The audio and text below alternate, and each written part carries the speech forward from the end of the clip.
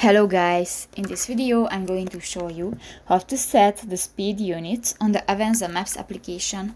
But first of all, I just want to mention, please don't forget to subscribe to our channel, because at 100,000 subscribers we are going to show you all YouTube revenue statistics and growth strategy, how to make money online.